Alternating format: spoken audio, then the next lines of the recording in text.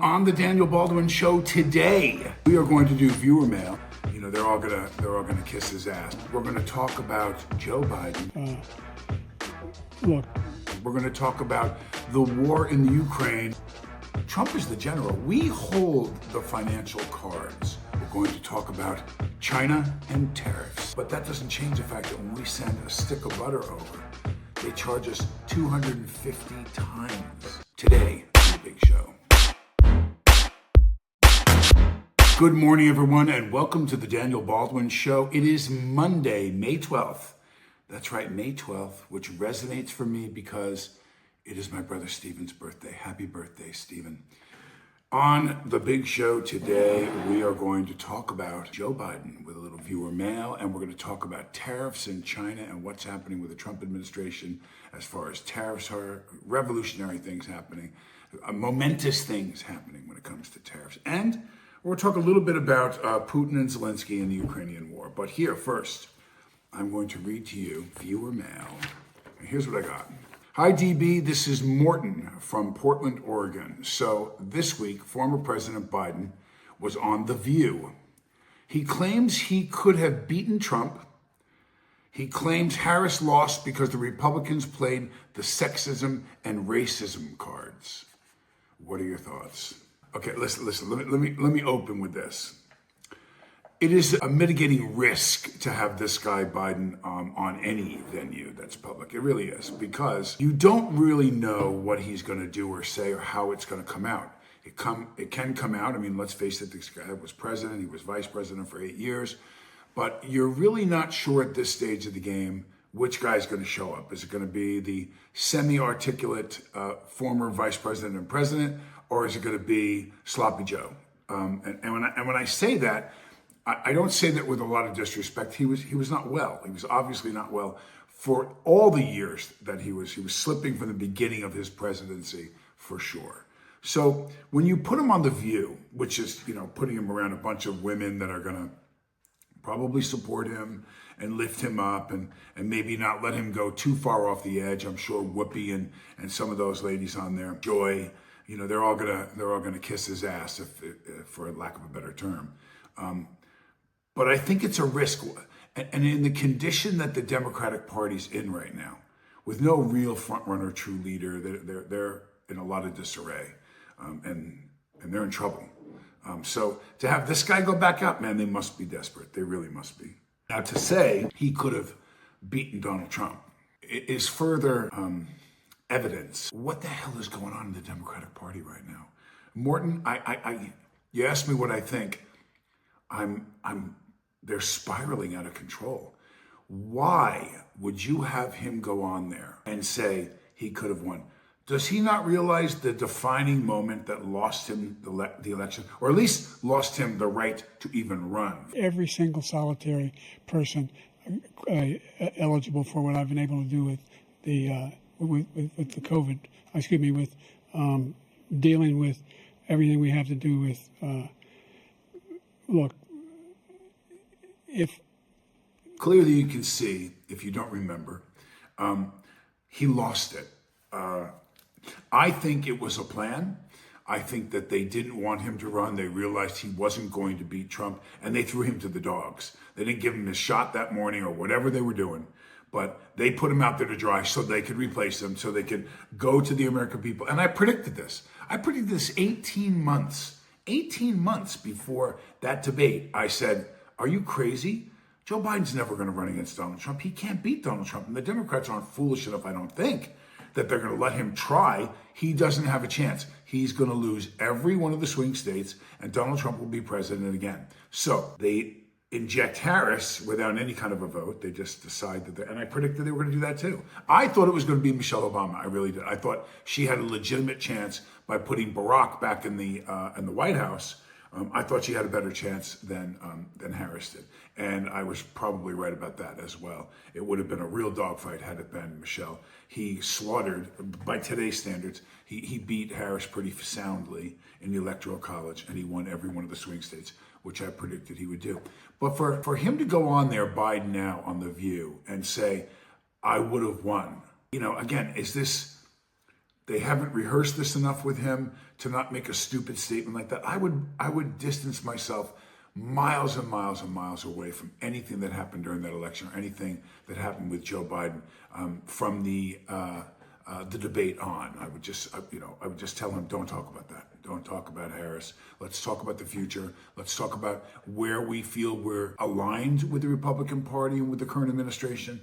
That doesn't hurt America very badly. That doesn't hurt your chances to say, hey, they're doing some good stuff. Shutting the border down was smart, and that was a good thing. And had we had try to cover up some of your tracks of the stupid crap that you did. So I think all in all, Morton, I think that it's laughable what he said on The View. And the fact that he said that the Republicans played the sexism, racist card. All the way back, I think people forget all the way back to Abraham Lincoln, who was a Republican and freed the slaves. There's this great thing about how the Democrats have been here for African Americans in this country, and traditionally African Americans vote for the Democratic Party, and there's some truth to that. There is some truth to that. Why? Why do you vote for the Democratic Party? Why would you vote? Because we've had an African American president? Because Obama, was finally broke through and got that done? And for that matter, what did Barack Obama do for the African Americans besides he was the figurehead that won? The Democratic Party has been promising African Americans different things for a long, long time. And they keep making the promise, and they rally, and they get their support, and they go in and they don't do shit. They don't do anything. They don't care. Now, and I've said this before to some people pretty close to me, now they've got the Latino vote in their pocket because they're letting people come in illegally into the country, and they're giving them a cell phone, they're giving them a place to live, they're giving them health care, they're giving them food vouchers, and honestly, for the people that aren't illegal and bad people, which it doesn't take too many to make this bad. It doesn't take too many gang members to come over and kill somebody to make somebody afraid of you and make somebody wonder, how did you get here in our country where we want to be safe? So those people are going to all vote Democrat. They're going to go, thanks for letting us in. Thanks for covering us. Thanks for giving the opportunity for my kids. And rightfully so.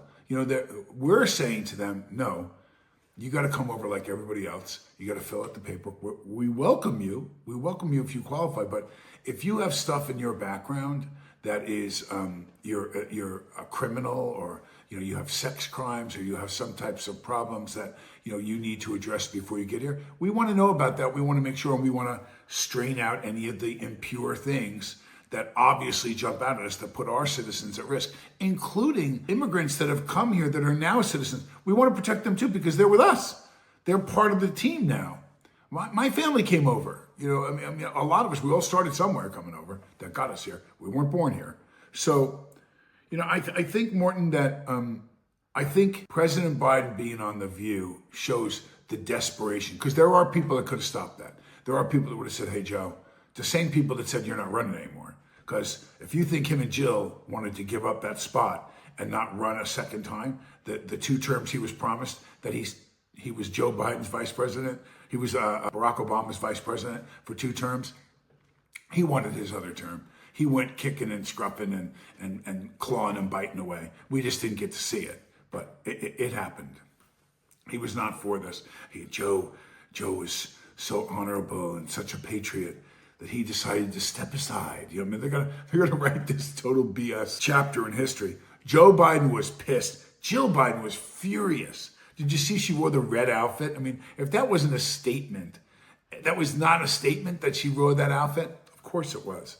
Of course it was. Morton, my friend from Portland, seeing Joe Biden on The View was sad to me. You really want to know my thoughts? It was sad because the Democratic Party is just getting their ass kicked, and they're so desperate to try to say things, stuff that's so crazily ironic, as things continue to flourish and work, and we're turning things around, and prices are coming down, and there's peace in different places on the planet, and people are coming to the table making deals right now because the tariffs are kicking their ass. They're worried about that. Oh, by the way, you didn't think I had it? You didn't think I had it? I have it. I got the purple sand. I got the purple sand going. So Morton, my friend, I'm going to close the viewer mail by saying, I think it's sad. What do I think? What do I feel? I'm sad for Joe Biden. I'm sad that he would be silly enough to get on and tell people how he would have won. I mean, he couldn't even speak. There's pictures of him, that last 6 months, walking around on stages, not knowing where to go. Hey, and they pick up everything now. Where do we go that way? Do we go? No, Joe, we're not done yet.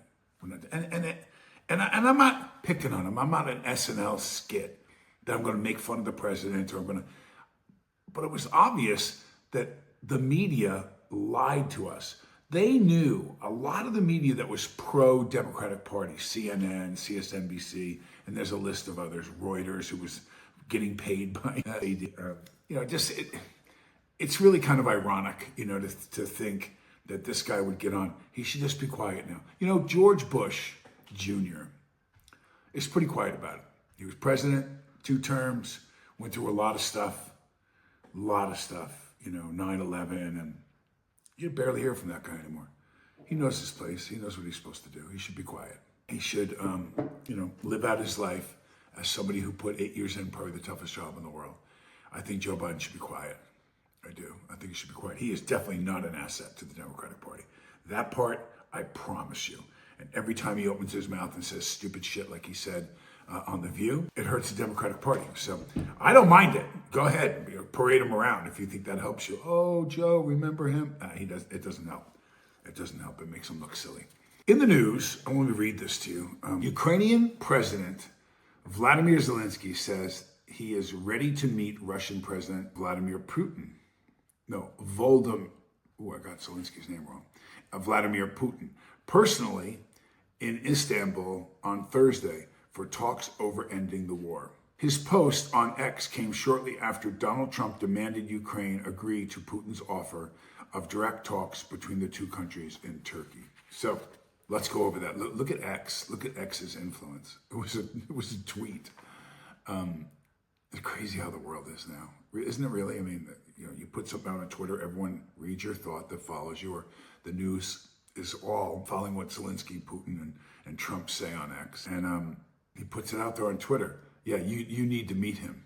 Now you need to meet him. So there's a pecking order here. There is. When you're a kid, let me put it into the rawest version of what I remember and what I experience in my own home. In my home, I'm the father. My wife and I are a team. We're a partnership in the home. But I run the household, just like it says in the Bible. I run the household. So now my wife has tremendous influence over me, tremendous. And there are many times when I'm not sure that I seek her counsel for her wisdom. As a young woman, she is super smart and I value her opinion. I can't really remember too many things where we go, yeah, no, or I'm going to override you. We usually talk it out. But if such a time came, I'm very confident my wife would say, okay, baby, if that's what you think, then that's what we'll do. Because that kind of respect comes from our faith in Jesus Christ and how a family is supposed to work. She's supposed to support me and help me. And she knows that and does.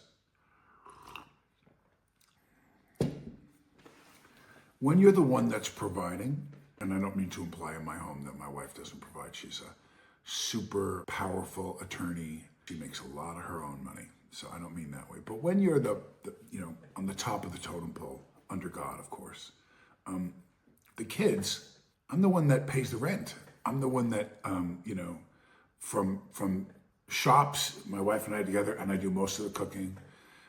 We both do a lot of cleaning. We provide for the kids. We're the ones that are at the top of the food chain, the pecking order of the family situation, okay? So when I say something, I expect it to be done. I expect it to be heard. There may be some talk from, if I'm the general, the colonel chimes in, and some of the other officers right on down to the infantrymen. I might. Sometimes I might not listen at all. I'll just be quiet and do what I said. But make no mistake about it. I'm the general. In this situation, Trump is the general. We hold the financial cards. We hold the NATO relationships. We hold the pressure button that we could put and implement on either side, particularly the Ukrainian side, Russia would have to suffer under our fist. What would happen if we were to align? And sure enough, a lot of the NATO countries are talking about, if you don't get this war finished up and stop this war, we're going to apply tremendous pressure economically on Russia. I don't think Putin wants that. I think it's already a very unpopular war. But make no mistake, there are puppets, and then there's the puppeteer who holds the strings.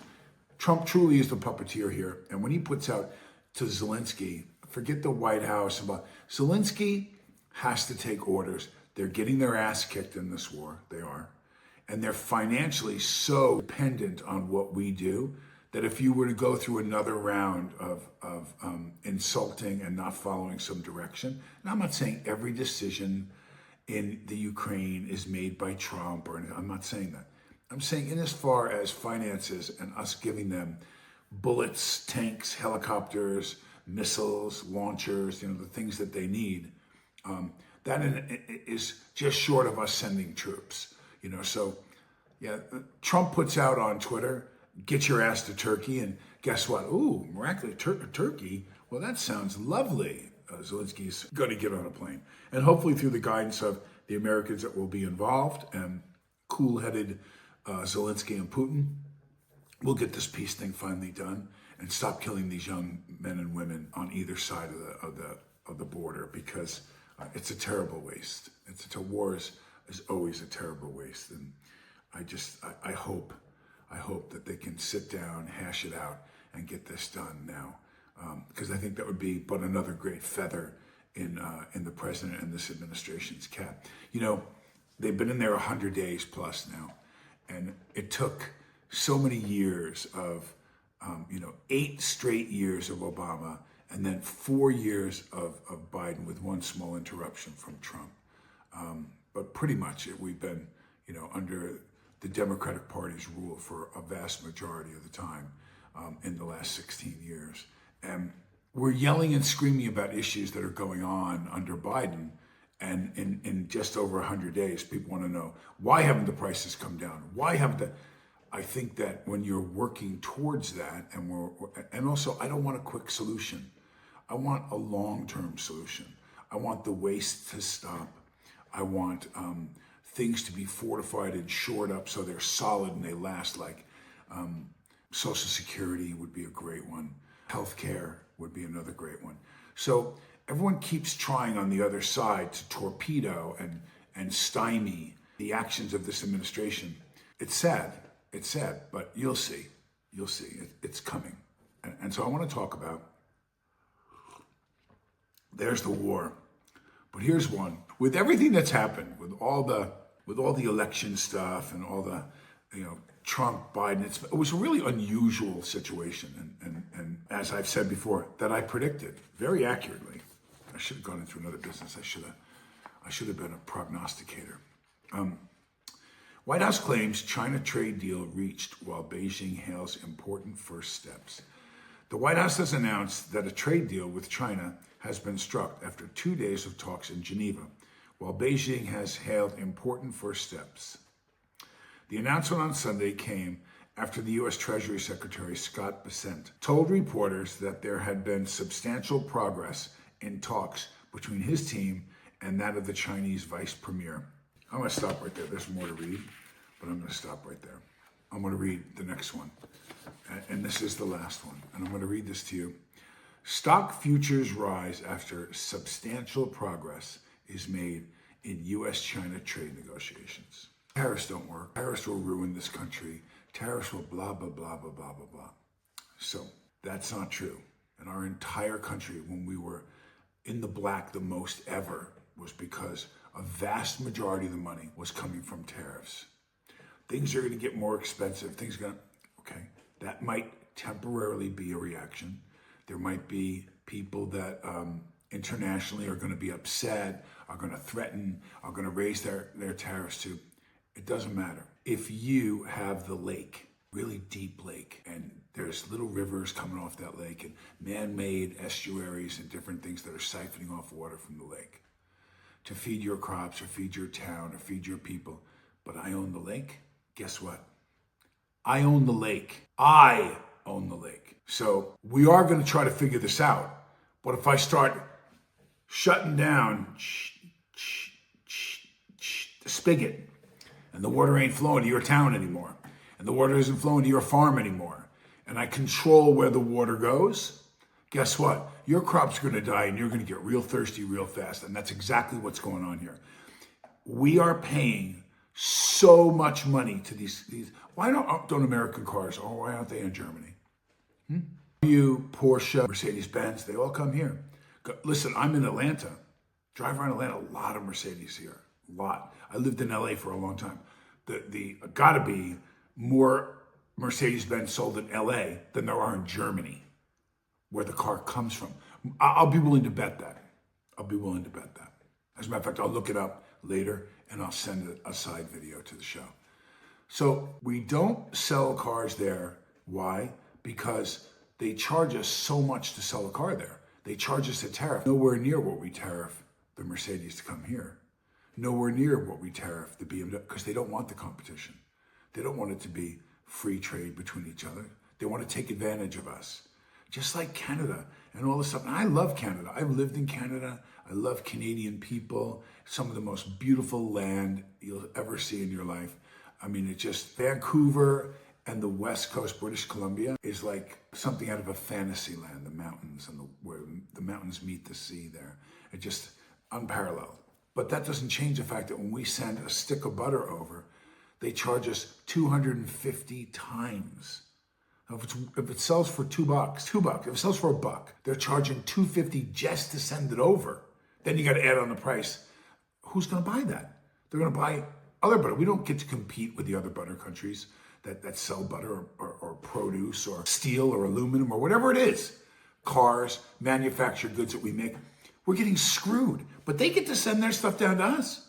They can sell us power, gas, electricity, coal, whatever it is they want to sell. They pay a very minor tariff. Thanks for doing business with the U.S.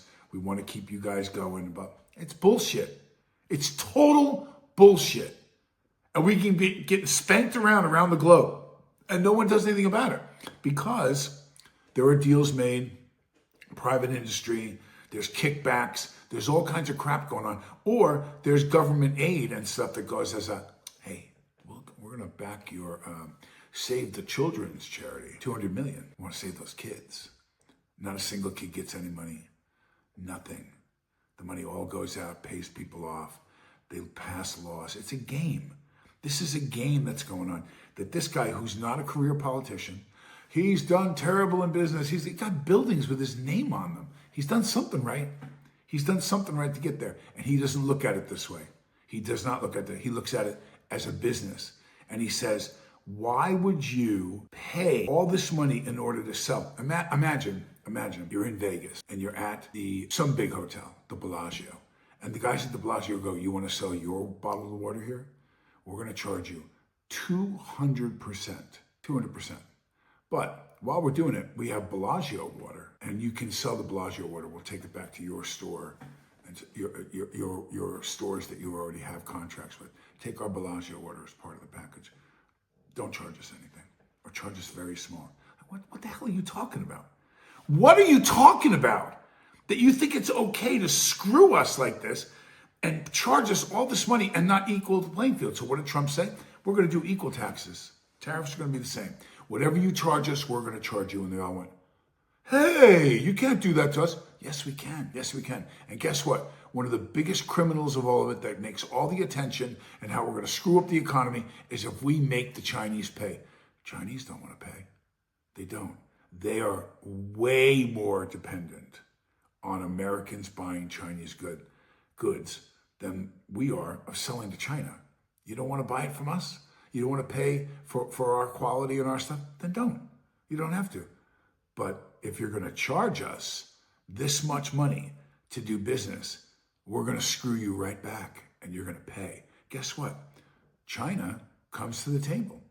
China's economy can't survive without the American dollars. They can't. You don't think we know that? Look at the end of World War II. Germany becomes our friend.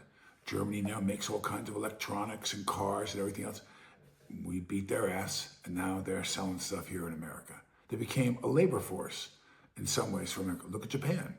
Japan turned around and attacked Pearl Harbor, and we go ahead and we drop 2 nuclear bombs on Hiroshima and Nagasaki. We defeat Japan in the war, and Japan starts making us a bunch of stuff, a cheaper labor force for American goods. Their biggest buyer, the Americans, their cars sold in America. Not that they don't sell anywhere else, but not like they sell here.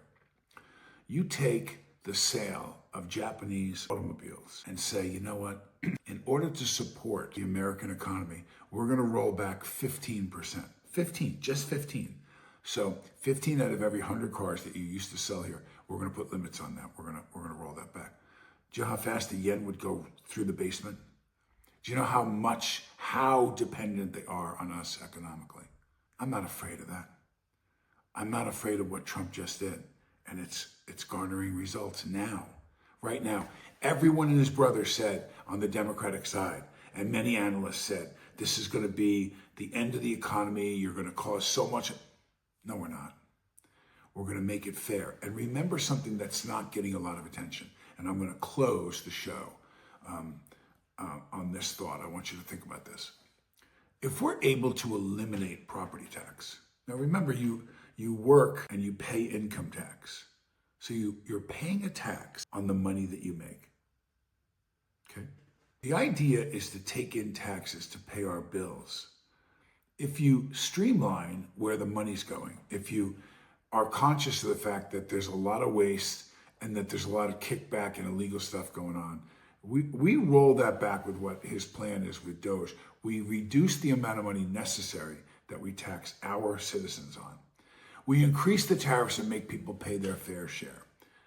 There is a world in the United States where we don't pay income tax. There's a world or very reduced income tax. We don't pay any property tax. So get this straight now. You're going to make the money. We're going to tax the money that you make, income tax.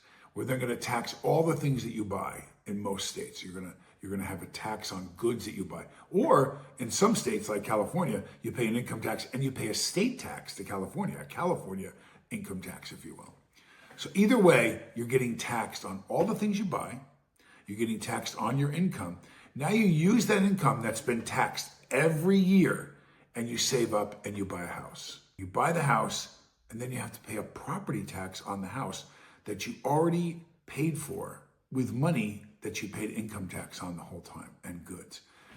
What sense is that? So if we aggressively cut back waste, if we aggressively cut back our bill, don't you have more money if you don't have to pay property tax? My wife and I looked at houses in Massapequa, which is the town I grew up in, and I thought about how nice it would be to go back to Massapequa.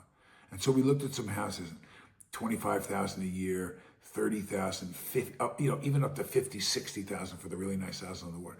$50,000 a year in property tax. $50,000 a year. In 10 years, it's $500,000 that I have to, or they're going to take my house. Like, you got to pay that tax. They don't mess around. On money that I already paid taxes on in order to afford to buy that house. I mean, this is insane.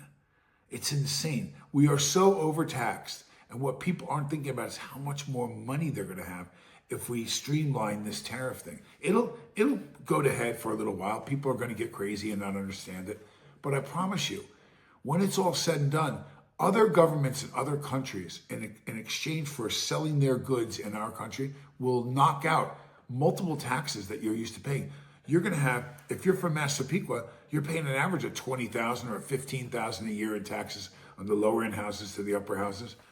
You're going to have $15,000. You're going to have over $1,000 or more in your bank account a month. There are people that want to put up that fence, that want to put up the roof, that want to take, in 1 year they could put up the roof.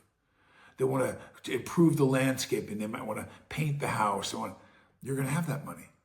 There's a possibility that if we streamline this tariff system, you won't pay income tax, or you'll pay a lion's share of it will be paid for by the government, but we won't need it anymore. We won't need that war chest of money to pay out, and we'll get things fixed.